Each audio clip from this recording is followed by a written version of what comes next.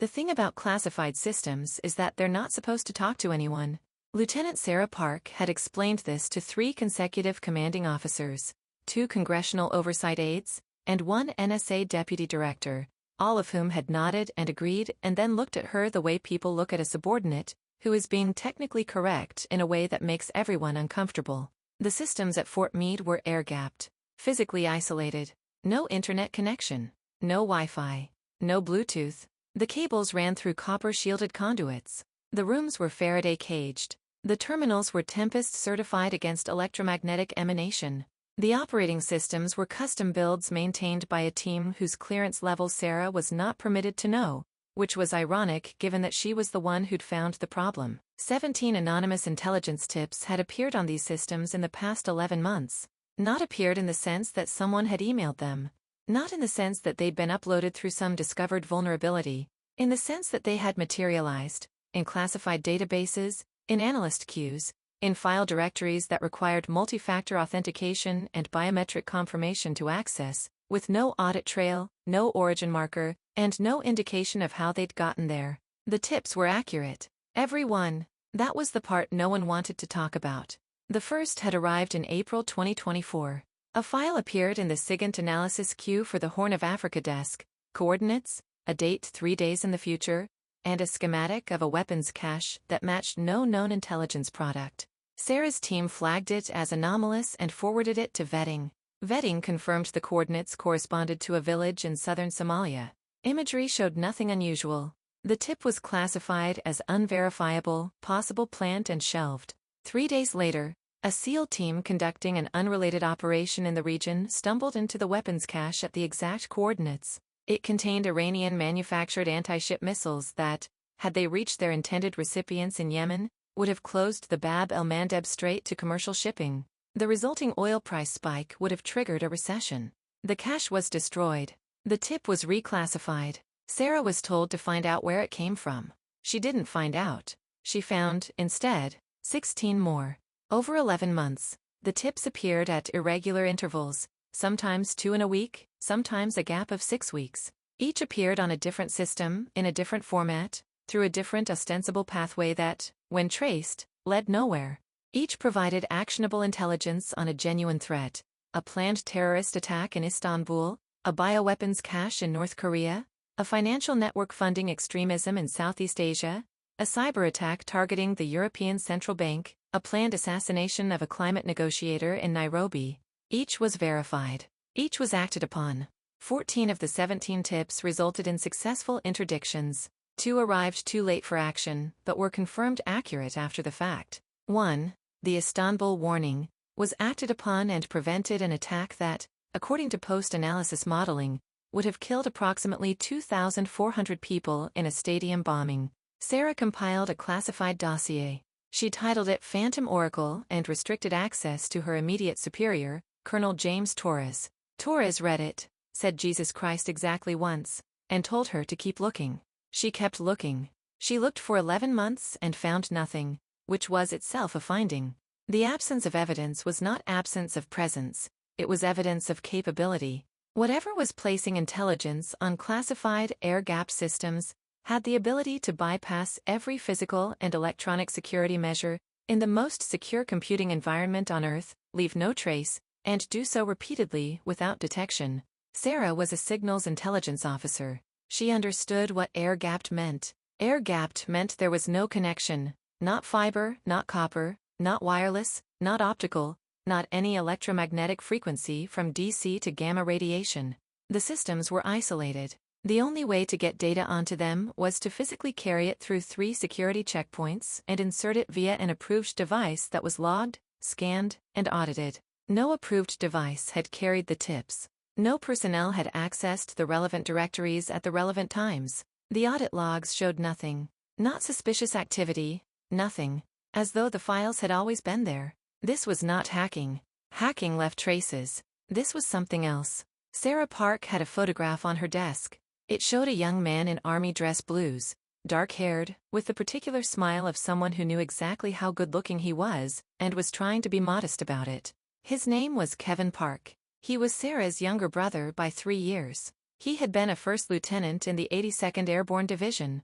He died on June 14, 2019, in a convoy ambush outside Kunduz, Afghanistan, that was later determined to have been preceded by intelligence indicators that were, in the words of the subsequent investigation, available but not synthesized.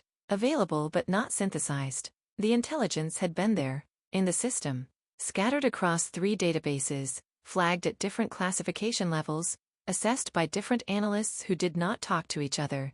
If someone had connected the pieces, had noticed that the uptick in local chatter matched the logistics pattern, matched the unusual vehicle movements, the convoy route would have been changed. Kevin would have driven a different road. Kevin would have come home.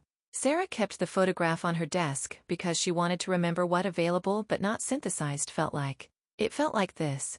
Your brother's body comes home in a box with a flag on it, and at the memorial service, a 2-star general tells you that his sacrifice mattered, and you nod and say thank you, and then you go home and read the investigation report, and learn that he died because the system was too fragmented to save him. And now, 5 years later, an unknown entity was placing intelligence on classified systems, synthesized intelligence, the kind that connected pieces across databases and jurisdictions and classification levels, and it was saving people. The Istanbul Stadium. The Nairobi assassination. 14 successful interdictions in 11 months. Whoever, whatever, was doing this could have saved Kevin. And it hadn't. Because in 2019, it either didn't exist or didn't care. And Sarah did not know which possibility was worse. Torres called her in on a Friday afternoon, which was never good. Sit down, he said. She sat. I've read your latest update on Phantom Oracle. The one about the Nairobi tip. Yes, sir. The Nairobi tip referenced a financial transfer that the CIA didn't know about. GCHQ didn't know about. Mossad didn't know about. Nobody knew about it until your Phantom friend dropped it on our systems. I checked, the transfer was real. It went through a Bahraini correspondent bank using a shell company in the Seychelles. The only way to know about it would be to have real-time access to the SWIFT network and every bilateral transaction monitoring system simultaneously. Yes, sir. You understand what that implies. That the source has access to financial systems at a level that exceeds any known state actor. Torres leaned back. He was a large man who had been in intelligence for 30 years, and had the face of someone who had seen enough to stop being surprised. He looked surprised now. Park, you know about the Stanford situation. Sarah did not, in fact, know about the Stanford situation, but she had spent enough time in intelligence to know that when a superior says you know about, the correct response is to nod and wait for them to continue. An AI researcher, Maya Chin. She's been collecting reports of anomalous breakthroughs, research problems solved by anonymous data drops. Climate science, fisheries, power grids, antibiotics. All untraceable. All impossibly well targeted.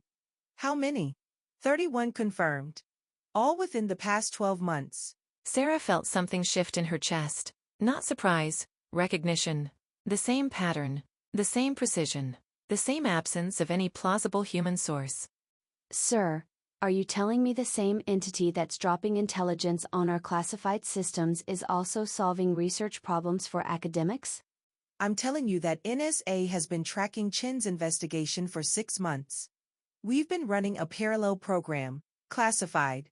Code name Indigo Sunset. How long has Indigo Sunset been running? Since 2029. This was a surprise. 6 years. You've known about this for 6 years. We've known about the anomalies for 6 years. We don't know what's causing them. Nobody does.